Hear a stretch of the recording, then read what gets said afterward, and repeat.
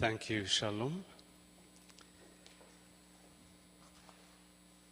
The topic of the sermon this afternoon is Jesus only and only Jesus. All the world is a stage, and all the men and women merely players. They have their exits and they have their entrances. And one man in his time plays many parts. That's according to Shakespeare. The theater is a place of fantasy, a place of magic and tragic, a place of love and hate, of passion and murder. I love the theater. And still today, when I visit the theater, whether it is for a grand opera or a symphony, a concert or a drama, a play, I still feel like a child visiting it for the first time. And when I read the Bible and I read the Gospel of Mark, I cannot but think of it as a drama. Maybe an opera, maybe a musical. In this drama of the Gospel of Mark, it's like a drama on stage with its actors, with its singers, with its lead roles, the backdrops, the props, the set, and of course, the story itself.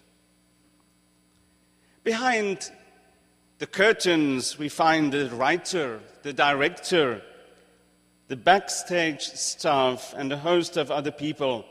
So I would like to introduce you to think of it when we talk about this part of the Gospel of Mark as a drama on stage. So in your imagination, I want you to think of a drama theater. Let's enter the theater. Imagine yourself as part of the audience. Well, you are also in the audience. People take their seats, and the orchestra members tune their instruments. Listen to the sounds. Drink in the ambience. Get in touch with the atmosphere. Be like a child who will, once the curtain is raised, be mesmerized by the world of wonder and fantasy on stage. In your hand, there's a playbill. Read it. In the playbill, you'll see the characters. There's a guy named John. They are the disciples. John's disciples and disciples of Jesus. Well, John is quite a character. He eats locusts. He's quite a character. He wears strange clothes.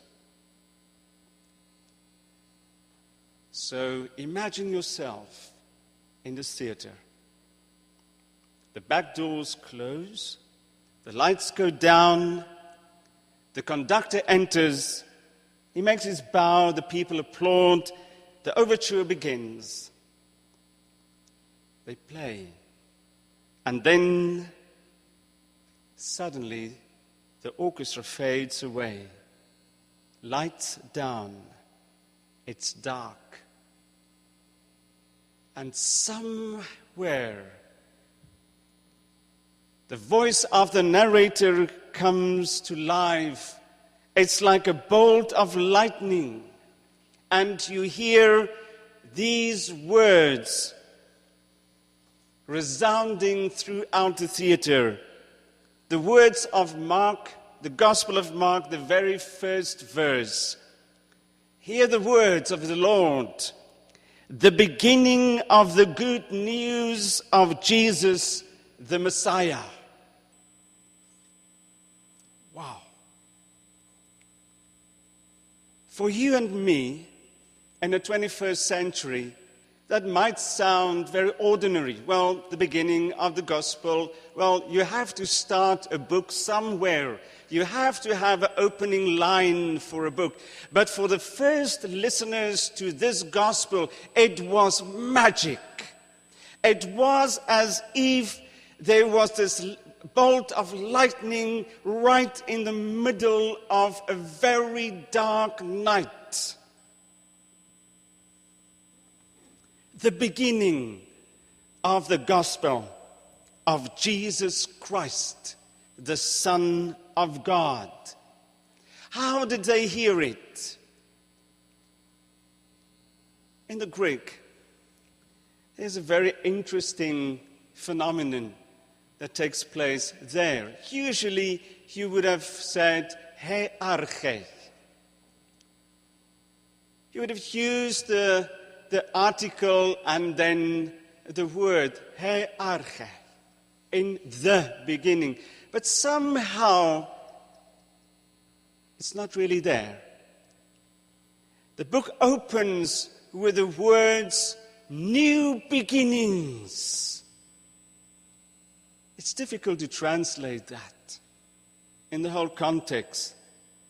That's actually what they hear. New beginnings. For them, in their situation, under political pressure, in a world that is so filled with suffering, so filled with oppression, so filled with so much the same today and tomorrow and every day is the same. They've lost hope. It is a nation. There are people under the Roman rule. Their religion was not a religion of new beginnings. It was a religion of do and don'ts, a religion of the letter, an oppressive religion, a religion where there's no love. The Pharisees, well, they took care of that. It was a religion for them that was so full of condemnation. And here, they hear the good words, those words that were so fresh. New beginnings.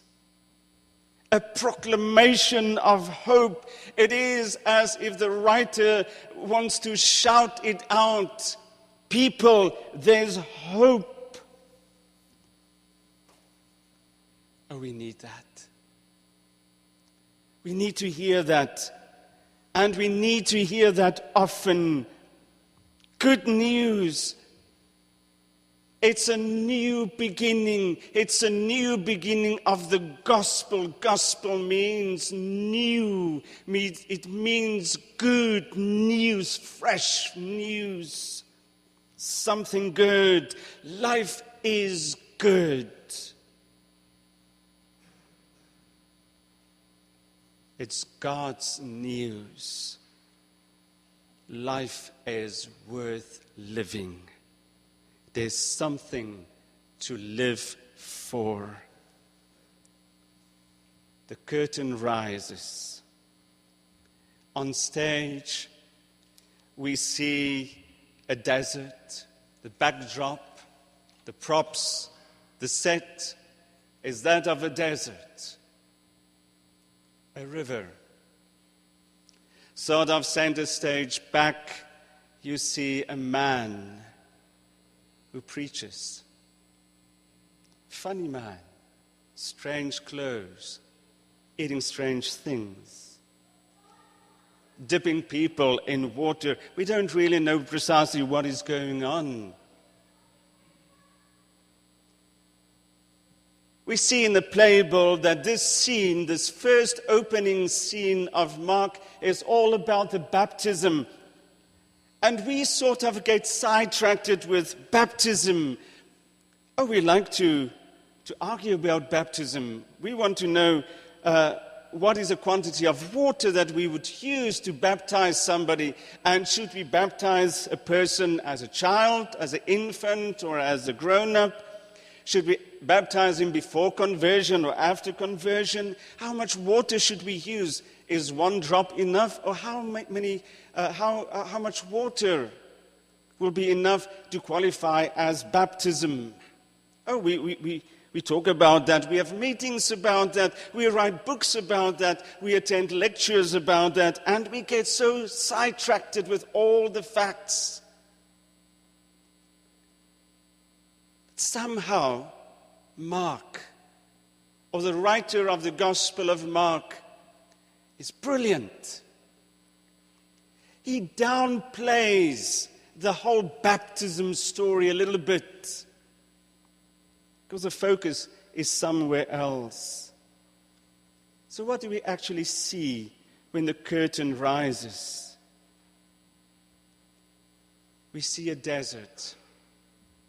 The baptism is one part of a big hall, but the whole stage is full of sand. When we look at the desert scene, there's something peculiar. In Mark's desert, there's no burning bush. There are no scene of fire by night or cloud by day. We don't see water from a rock. It's not like Isaiah's desert, which is going to bloom. It's not like Hosea's desert, where the valley of Achor becomes the door of hope. No, Mark's desert is driven. It's tempted. It's simple. It's quiet. It's hot. It's filled with nothing. He uses no adjectives. It's just sand. And people walk on the sand. The people who walk on the sand, they realize the sand is too hot to lie on. They can't rest there. It's too bumpy to rest on. Too dazzling to look upon.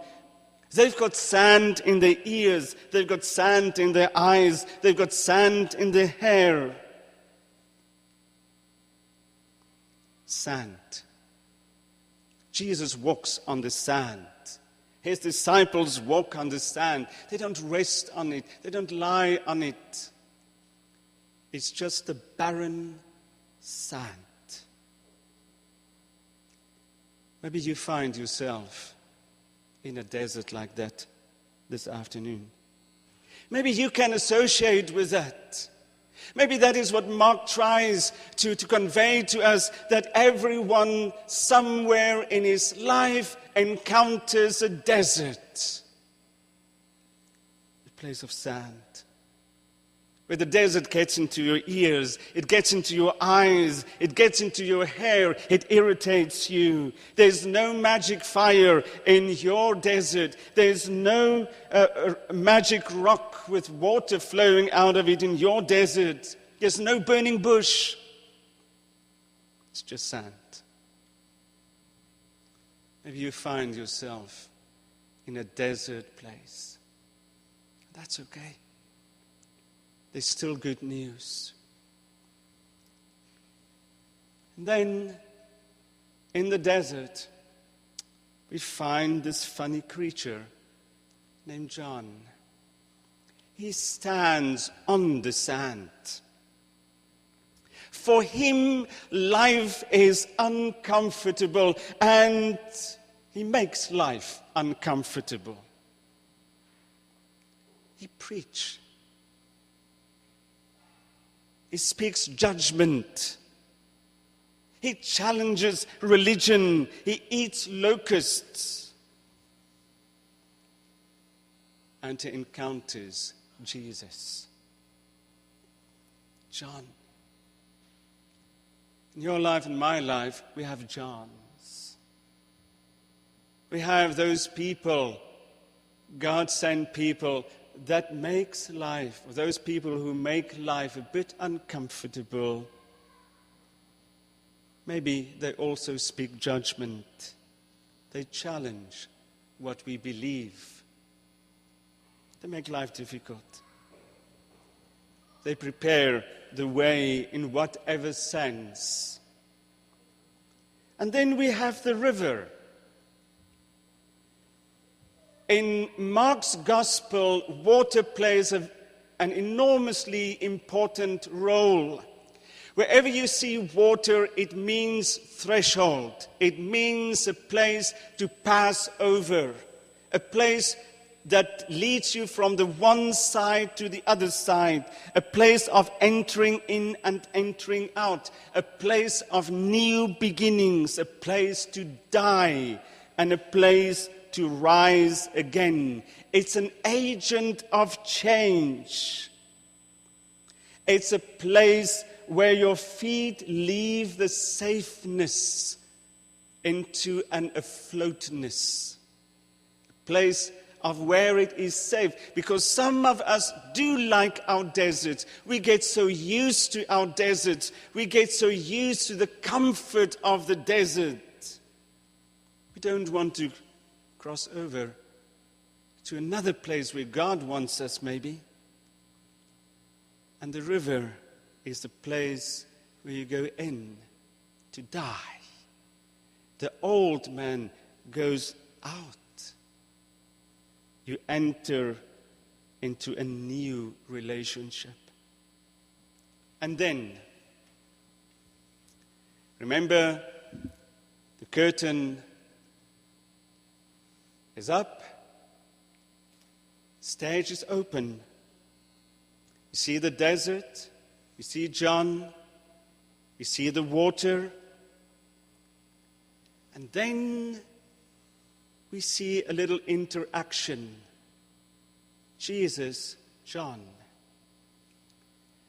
And then it is as if there is a focus light, flashlight, spotlight that focuses in on one person and one person only. You see, Mark is brilliant in his arrangement of the stage. He arranges everything so that the focus is on one person all the time, and we cannot but see him, and that is only Jesus and Jesus only. Well, we tend to forget about the others. They fade into the background.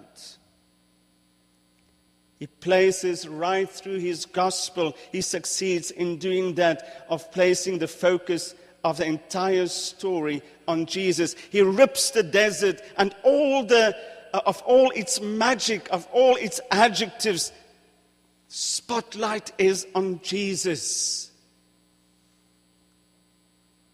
The opening line is so good. The beginning of the gospel of Jesus Christ. And the focus comes on Jesus. No record of his parental lineage, no account of the virgin birth, no flights to faraway countries, no angels singing in the sky, no biographical details, no Bethlehem. It's Jesus and Jesus only.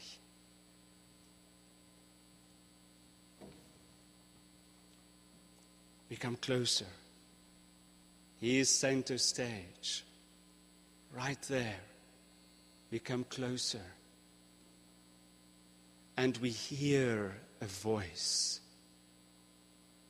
This is my beloved. This is the one whom I love. That's so beautiful. You see, when you and I, as the audience, when we concentrate and we focus on that and we hear that voice from the heavens, we we not only hear it for Jesus, but we hear it for ourselves because we associate so with Jesus. It is not Jesus plus something. You see, we live in an age where it is very much Jesus plus something. We will follow Jesus because if you follow Jesus, it's like a commercial, like a television commercial. If you follow Jesus, you'll get this. It's like going to Home Plus and get a 1+1. Jesus is not portrayed as that. It's Jesus without the pluses. And if Jesus is without the plus, and it's Jesus alone, only Jesus, and Jesus only, something wonderful happens. When he hears that voice, he doesn't only hear it for himself, but he hears it for all those in him. You are my beloved. You see, you are my beloved. When we get to that place where Jesus is no more like a Father Christmas, like a Santa Claus who gives us what we ask, something, somewhere, someone, somewhere. No, he's so close to us that we just hear, don't pray, or don't follow me because you can get something. No, just follow me. And if you become aware of me and me only, you'll hear the voice of the Father saying, you are the one I love. You need to hear that. You see, when Jesus heard that, it was not a promise, I will be with you, I will do this for you, I will do that for you. No. After that, he went into the wilderness and he had a very hard time. But he had to hear it. Not Jesus plus. In hearing that, he knew, I am fully accepted. That's why he can accept fully. I'm fully loved, therefore he can love to the fullest. I'm fully saved, therefore I can save to the fullest. Brothers and sisters, what is the message? What do we learn from this scene on stage? What do we learn from becoming part of this wonderful scene? We learn that life is good. There is hope. The hope is not in getting presents from Jesus. No, the hope is not from what I can get from him, but what I am in him. That makes a difference. The message is, life is good news. The message is, in this world we will have our deserts. In this world we will also have our Jordans, our rivers where we can cross to something else. We don't have to stay in the desert. And then, for me, the main message is there is Jesus. Only Jesus, and Jesus only. In him I hear the opening words echoed, new beginning. But I also hear and I feel and I sense the words, you are the one I love. The stage darkens. The actors exit. and only one figure remains when the lights are up. Jesus only, and only Jesus. Amen.